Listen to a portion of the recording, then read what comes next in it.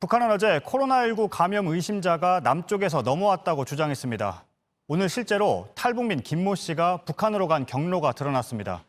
군은 강화도의 철책선 아래에 있는 배수로를 지목했습니다. 주변에서 김 씨의 걸로 추정되는 가방도 발견됐습니다. 가방 안에는 달러로 환전한 영수증이 있었습니다. 이한길 기자입니다. 경찰과 군은 탈북민 김모 씨가 강화도에서 북한으로 헤엄쳐 넘어갔다고 보고 있습니다. 김 씨는 지난 17일 지인과 함께 북한에서 가까운 교동도를 다녀왔습니다. 이후 김포집 근처 식당과 마사지 업소 등을 들렀다가 다음 날 새벽 택시를 타고 강화도의 한 마을에서 내리는 모습이 마지막으로 포착됐습니다. 월북했을 것으로 추정되는 위치를 강화도 일대에서 특정하였습니다. 통과한 지점은 철책은 아니고 배수로로 확인했습니다. 근처에서 발견된 가방에선 우리 돈 약 480만 원을 달러로 환전한 영수증과 물안경, 옷가지 등이 나왔습니다. 경찰은 19일 오전 1시쯤 김 씨의 월북 가능성을 지인으로부터 제보받았습니다. 경찰은 제보를 받은 지 34시간이 지난 20일 오전 11시가 돼서야 해당 제보자를 참고인 신분으로 불러 조사했고 이후 성폭행 혐의로 김 씨에 대한 출국 금지와 구속영장을 신청했습니다. 군 역시 경계 실패 책임을 피하기 어려워 보입니다. 앞서 군은 삼척항 북한 목선 입항과 태안 미리국 보트 사건 때도 경계 태세 강화를 약속했지만 이번에도 뚫린 겁니다. JTBC 이한길입니다. 이게 정말 가능한 일인가? 취재진이 그 배수로를 직접 찾아가 봤습니다. 옆에는 군부대가 있고 근처에 CCTV까지 설치돼 있었지만 김 씨의 움직임을 전혀 파악하지 못했습니다. 김민관 기자입니다. 하천길을 따라 걷다 보면 사람 키 높이의 배수로가 나옵니다. 걸어서 통과할 수 있을 정도로 수심은 낮습니다. 강화도 주변에는 철책 사이사이로 배수로가 자리 잡고 있습니다. 군 당국은 이 배수로를 월북 통로로 보고 주변 CCTV 등을 조사하고 있습니다. 배수로를 빠져나오면 바로 한강입니다. 북한까지의 거리는 4km 남짓이어서 맨눈으로도 볼 수 있을 정도입니다. 해안선을 따라 이중 철책이 설치돼 있는데 철책에는 센서가 있어 침입자가 접촉하면 비상베리 경계부대의 지휘 통제실로 전달됩니다.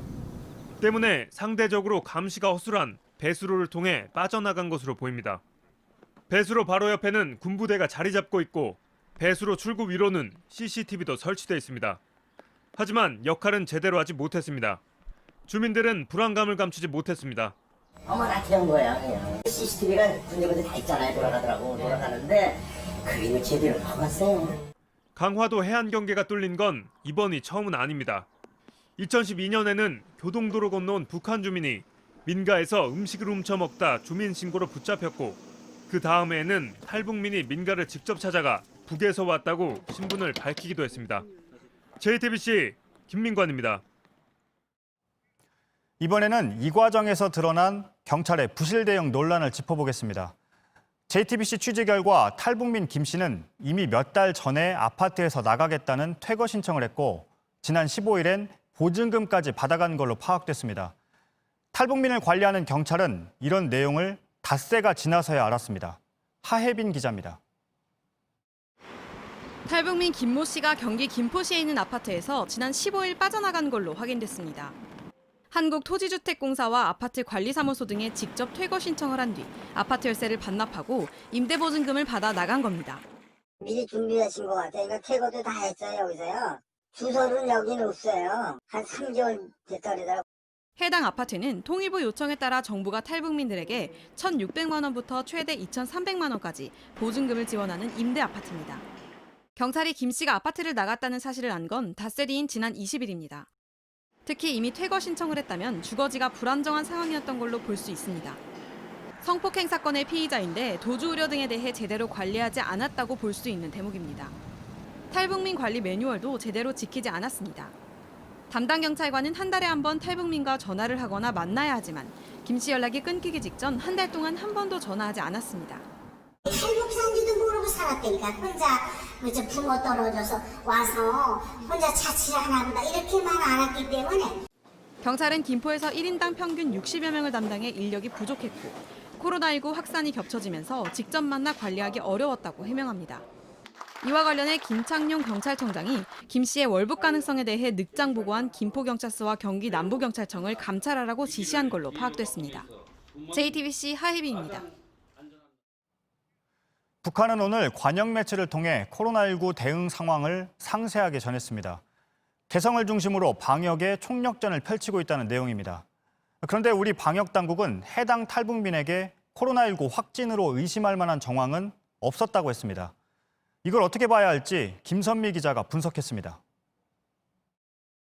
평양시 주민들이 체온을 재고 손을 씻는 모습입니다. 열차도 소독합니다. 비상방역지휘부의 회의 장면도 공개했습니다. 오늘자 노동신문에 실린 사진입니다.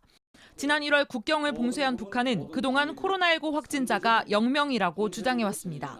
하지만 어제 북한으로 돌아온 탈북민이 코로나19 감염이 의심된다고 보도한 뒤 북한 내 코로나19 확산을 경계해야 한다고 언급하고 있는 겁니다.